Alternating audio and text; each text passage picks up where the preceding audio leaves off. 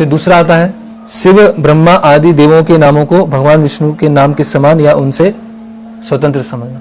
जैसे कोई ओम नमः, कोई शिव जी का नाम ले रहा है ना, ओम नमः शिवाय, या कोई महामृत्युंजय जप कर रहा है और वो सोच रहा है ये हरे कृष्ण महामंत्र और शिव जी का जो मंत्र है वो समान है।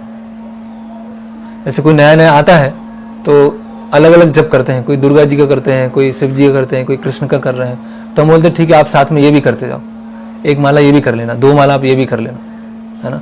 लेकिन कुछ समय के बाद उनको बताना होगा कि जो शिव जी का मंत्र आप कर रहे हैं और जो हरे कृष्ण महामंत्र कर रहे हैं उसमें जमीन आसमान का अंतर है ना। तो कोई भी मंत्र कर रहा है वो वहां से हरे कृष्ण महामंत्र चालू कर सकता है, उसका कोई मनाही नहीं है। लेकिन कुछ समय के बाद अगर भक्ति में प्रगति करना है या वो करे सामने वाला, तो उसको बताना पड़ेगा कि देवी देवताओं के जो नाम है और कृष्ण का नाम है उसमें अंतर है ना। तो दुर्गा सप्तशती है और महामृत्युंजय है या रुद्राक्ष जप है, बहुत सारे अलग अलग जप हैं। साईं बाबा का है, वो तो है ही नहीं, वो तो अपराध की कैटेगरी में नहीं आता मतलब। तो वो जप या वो व्रत, कोई मान लो व्रत करता है ना, सोमवार का बहुत लोग व्रत करते हैं, अमावस्या का व्रत, पूर्णिमा का व्रत, या सावन का सोमवार आता है उसका व्रत। वो व्रत और एकादशी व्रत दोनों बराबर है। अगर कोई सोच रहा है कि बहुत सारे देवी देवताओं के जो व्रत हैं और जो एकादशी व्रत है वो दोनों बराबर हैं, तो वो भी क्या है, वो भी अपराध है।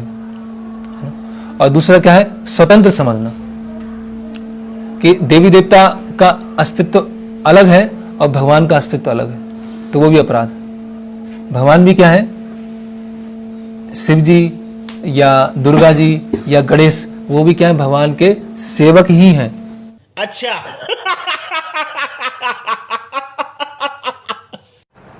पद्म पुराण से ये लोग दूसरा श्लोक उठाते हैं, ठीक है।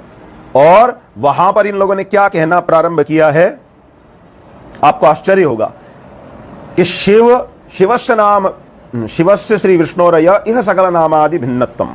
यद्यपि वो श्लोक स्पष्ट रूप से कह रहा है कि भाई जो शिव जी और विष्णु जी इनके नाम में भेद करता है उस व्यक्ति की दुर्गति हो जाती है, यानी नाम प्रभु के चरणों पर उसका अपराध हो जाता है, ठीक है।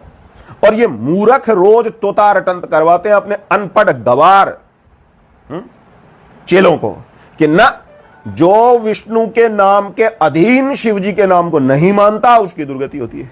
अरे मैं कहता हूं कोई 8वीं कक्षा के संस्कृत पढ़ाने वाले अध्यापक को पकड़ के वो श्लोक दिखा के पूछ लेना उसका क्या अर्थ है, उसी में तुम्हारा सब कुछ स्पष्ट हो जाएगा।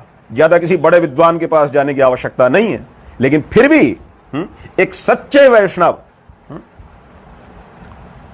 शिव प्रसाद द्विवेदी जी ने अभी चौखंबा से पद्म पुराण प्रकाशित हुआ है। वे स्वयं वैष्णव संप्रदाय से आते हैं और उन्होंने बहुत संस्कृत भाषा का उच्च स्तरीय अध्ययन किया है। मैं कहता हूं चौखंबा से अभी पद्म पुराण छपा है, जरा चौखंबा से एक वैष्णव, एक सच्चे वैष्णव के ही हाथ का किया हुआ अनुवाद उस श्लोक का देख लीजिए और अपनी तसल्ली कर लीजिए कि वहां पर शिव प्रसाद द्विवेदी जी ने उसका अनुवाद किस प्रकार से किया। वे स्पष्ट लिखते हैं कि जो नारायण और शिव के नाम में भेद बुद्धि करता है उसका भगवान का जपा हुआ नाम, प्रभु का स्मरण किया हुआ नाम सफल नहीं होता।